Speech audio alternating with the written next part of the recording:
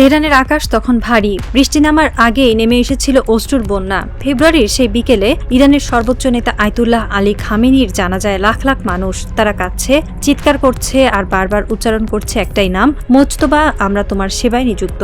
কিন্তু যে নামে স্লোগান, সেই মানুষটি কোথায়? আলী খামেনির 3 ছেলে মেইসাম, মাসুদ ও মোস্তফা সামনে সারিতে দাঁড়িয়ে বাবার জানাজায় অংশ নেন। কিন্তু নতুন সুপ্রিম লিডার মোজতবা পুরো 6 দিনের অনুষ্ঠানের কোথাও দেখা যায়নি। ইরানের রাস্তায় তখন কান্নার রোল। কোটি কোটি মানুষ বেরিয়ে এসেছিল তাদের নেতার শেষ বিদায় জানাতে। মাসাদের গভর্নর নিজেই বলেছিলেন, শুধু শেষ দিনেই প্রায় 1.5 কোটি মানুষ আসবেন বলে তারা প্রত্যাশা করেছেন। সব মিলিয়ে 4 কোটির বেশি মানুষ এই জানাজায় অংশ নিয়েছে বলে ইরানের পক্ষ থেকে জানানো হয়। সেই বিশাল জনতার মাঝে খোদ নতুন নেতার উপস্থিতি এক অদ্ভুত প্রশ্নবোধক চিহ্ন হয়ে দাঁড়ালো। অথচ পুরো অনুষ্ঠান জুড়ে জনতার মুখে বারবার শোনা যাচ্ছিল একটাই স্লোগান, মোজতবা, আমরা তোমার সেবায় নিযুক্ত।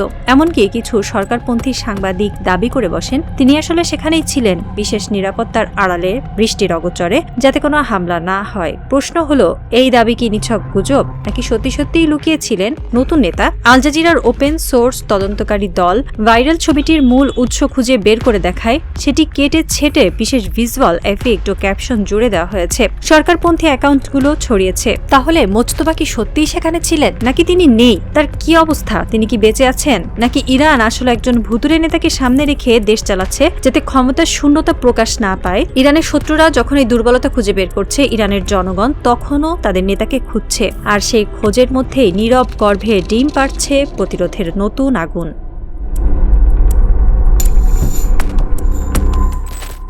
ফেব্রুয়ারি মাসের এক অভিশপ্ত রাত, ইসরায়েল ও আমেরিকার যৌথ হামলায় নিহত হলেন ইরানের তৎকালীন সুপ্রিম লিডার আলী খামেনি। শুধু তিনি নন, একই হামলায় প্রাণ হারান তার স্ত্রী, মেয়ে এবং নাতনি। রক্তের হোলি খেলায় মেতে উঠেছিল সেদিন রাতের আকাশ।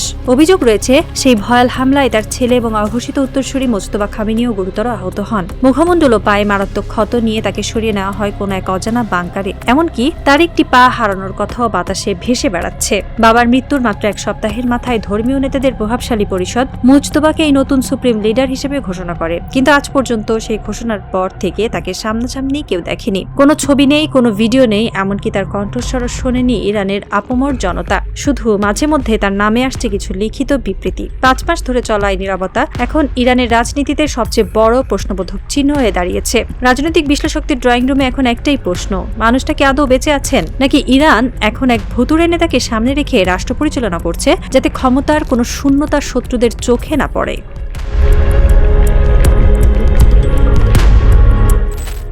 এই মাসের শুরুতেই অনুষ্ঠিত হয় আলী খামেনির 6 দিনব্যাপী এক ঐতিহাসিক জানাজা। তেহরান থেকে শুরু করে কওম, ইরানের নাজাফ ও কারবালা হয়ে শেষ পর্যন্ত মাশহাদে গিয়ে শেষ হয় এই শোকযাত্রা। লাখ লাখ মানুষের ঢল নামে প্রতিটা শহরে, শোকে, ক্ষোভে আর প্রতিশোধের আগুনে ফুলতে থাকা জনসমুদ্র।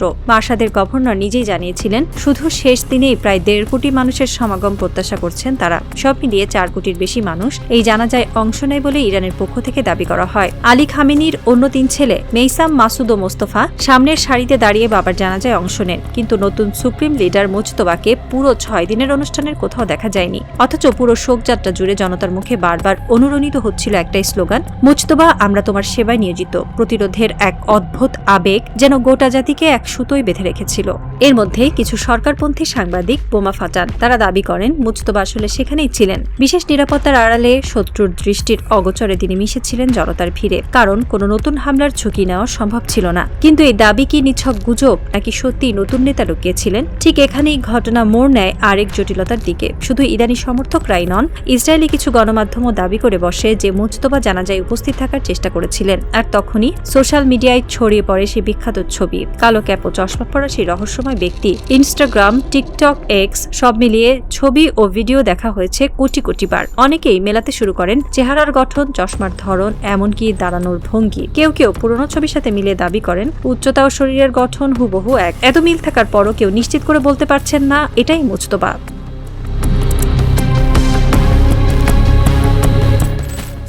সশরীরে দেখা না গেলেও নিখোঁজ নেতার অস্তিত্ব ঠিকই জানান দিয়েছে হুমকির আকারে। শনিবার মুজতবা খামেনি নামে আসা এক বিবৃতিতে ঘোষণা দেওয়া হয়, বাবার হত্যার প্রতিশোধ তিনি নেবেনই। এটি তার লিখিত বিবৃতিতে ব্যবহৃত সবচেয়ে কঠোর ভাষার একটি। ইরানের প্রতিরোধের আবেগ যেন এই একটি লাইনে মূর্ত হয়ে ওঠে, কিন্তু এর পাল্টা জবাব দিতে দেরি করেনি ওয়াশিংটন। প্রেসিডেন্ট ডোনাল্ড ট্রাম্প হুঙ্কার দিয়ে বলেন, তেহরান যদি তাকে হত্যার চেষ্টা করে তবে মার্কিন সামরিক বাহিনীকে নির্দেশ দেওয়া হয়েছে ইরানকে সম্পূর্ণভাবে ধ্বংস করে দিতে। এই বিবৃতি আন্তর্জাতিক মহলে ব্যাপক আলোড়ন তোলে। এটি কোনো সাধারণ কূটনৈতিক বা আগাড়ম্বর ছিল না, বরং সরাসরি ব্যক্তিগত প্রতিশোধ ও রাষ্ট্রীয় সংঘাতের এক প্রকাশ্য ঘোষণা। আর এই হুমকি যে নিছক কথার কথা নয়, তার প্রমাণ মিলতে শুরু করে। যুক্তরাষ্ট্রে নিযুক্ত ইসরায়েলের রাষ্ট্রদূত নিশ্চিত করেন, ইসরায়েলি গোয়েন্দা সংস্থা মার্কিন কর্মকর্তাদের সতর্ক করেছিল যে ইরানি কট্টরপন্থীদের একটি অংশ প্রেসিডেন্ট ট্রাম্পকে হত্যার একটি অত্যন্ত সুনির্দিষ্ট পরিকল্পনা নিয়ে এগোচ্ছে।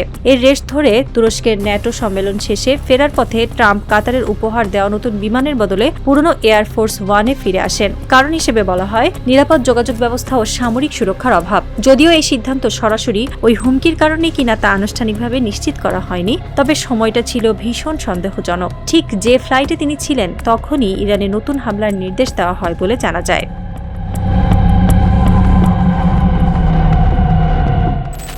সবচেয়ে বড় চমকটা আসে মহাকাশ থেকে। সিএনএন এর বিশ্লেষণ করা নতুন স্যাটেলাইট ছবিতে দেখা যায় ইরানের পারচিন এবং পিক্যাক্স মাউন্টেন এলাকায় ক্ষতিগ্রস্ত স্থাপনাগুলো মেরামতের কাজ পুরোদমে চলছে। নতুন নির্মাণ সরঞ্জাম, খনন কাজ এবং কাঠামো পুনর্নির্মাণের স্পষ্ট চিহ্ন ধরা পড়েছে স্যাটেলাইটের লেন্সে। যদিও ইস্ফাহান, ফর্দো ও নাতাঞ্জের মতো প্রধান পারমাণবিক কেন্দ্রগুলোতে এখনও এমন কোনো পুনর্গঠনের প্রমাণ মেলেনি। তবে বিশ্লেষকরা বলছেন এই ছোট স্থাপনাগুলো ইরানের সামরিক পারমাণবিক কর্মসূচির অত্যন্ত গুরুত্বপূর্ণ অংশ।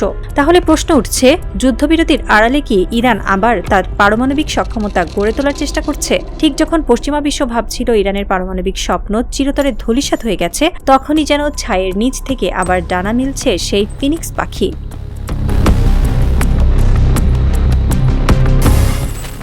উত্তেজনা যখন ঠিক এমন তুঙ্গে, তখনই বিশ্ব অর্থনীতিতে আঘাত হানে আরেকটা বড় ধাক্কা। বিশ্বের সবচেয়ে ব্যস্ত তেল পরিবহন পথ হরমুজ প্রণালী। প্রতিদিন শত শত জাহাজ চলাচল করে এই পথ দিয়ে। বিশ্বের মোট তেল সরবরাহের এক বিশাল অংশ নির্ভরশীল এই প্রণালীর ওপর। কিন্তু ইরানের শক্তিশালী বিপ্লবী গার্ড IRGCর নৌবাহিনী হঠাৎ ঘোষণা দেয় পরবর্তী নির্দেশ না দেওয়া পর্যন্ত এই প্রণালী পুরোপুরি বন্ধ থাকবে। অভিযোগ ওঠে, একটি বাণিজ্যিক জাহাজ অনুমোদিত পথ দিয়ে যাওয়ার চেষ্টা করলে তাতে সতর্কতামূলক গুলি চালানো হয় এবং জাহাজটিকে থামতে বাধ্য করা হয়। ইরান স্পষ্ট হুঁশিয়ারি দেয়, কোনো জাহাজকে আর পার হতে দেওয়া হবে না। আর যদি কেউ একে অজুহাত বানিয়ে কোনো ভুল পদক্ষেপ নেয় তবে তার কড়া জবাব দেওয়া হবে। জুন মাসের মাঝামাঝি থেকে 500-র বেশি জাহাজ এই প্রণালী পার হলেও এখন বহু জাহাজ মাঝপথে আটকে আছে। বিশ্ববাজারে তেলের দাম নিয়ে তৈরি হয়েছে চরম অনিশ্চয়তা। মাত্র 3 সপ্তাহ আগে যুক্তরাষ্ট্র ও ইরানের মধ্যে একটি সমঝোতার স্মারকের ভিত্তিতে যুদ্ধ থামানোর চেষ্টা চলছিল, কিন্তু হরমুজে জাহাজের হামলার অভিযোগ ওঠার পর প্রেসিডেন্ট ট্রাম্প ঘোষণা দেন যুদ্ধবিরতি শেষ। এরপরই যুক্তরাষ্ট্র ইরানে নতুন করে হামলা চালায়। আর জবাবে ইরানের বিপ্লবী গার্ড কুয়েত ও বাহরাইনে অবস্থিত মার্কিন সামরিক ঘাঁটিতে পাল্টা হামলা চালায়। মার্কিন প্রতিরক্ষা মন্ত্রী পিট হেগসেথ সরাসরি বলেন, ইরান একটি মারাত্মক ভুল সিদ্ধান্ত নিয়েছে, এখন তাদের এর চড়া মূল্য দিতে হবে। যদিও ইরানের একটি অংশ থেকে দাবি করা হয় যে হরমুজে হামলাটি ইচ্ছাকৃত ছিল না, বরং তাদের রাডার সিস্টেমের কোনো ত্রুটির কারণে ঘটেছে। কিন্তু কে শোনে কার কথা? কাগজে কলমে কেউ সমঝোতা বাতিল না করলেও বাস্তবে যুদ্ধ আবার তার রক্তক্ষয়ী রূপে ফিরে এসেছে মধ্যপ্রাচ্যের বুকে।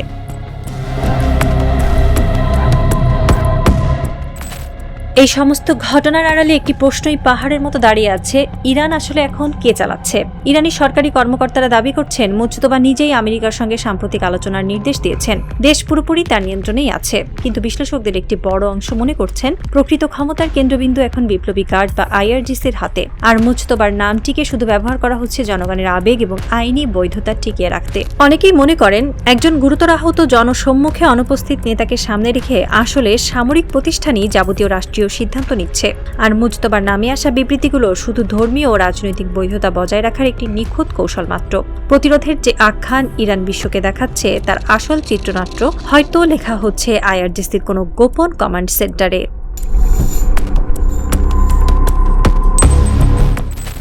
শুরুর সেই প্রশ্নেই ফিরে আসি, কালো ক্যাপ আর চশমা পরা সেই মানুষটি কি সত্যি মুজতবা খামেনি ছিলেন? আল জাজিরার তদন্ত বলছে ভিডিওটি হয়তো কারসাজি করা। তাহলে আসল মুজতবা কোথায়? তিনি কি কোনো গোপন বাংকারে মৃত্যুর সাথে লড়ছেন, নাকি মাটির নিচ থেকেই সুতোর টানে কাঁপাচ্ছেন গোটা বিশ্বকে? তবে ব্যক্তি মুজতবা কোথায়, সেই উত্তরের চেয়েও আজ বড় হয়ে উঠেছে অন্য এক রূঢ় সত্য।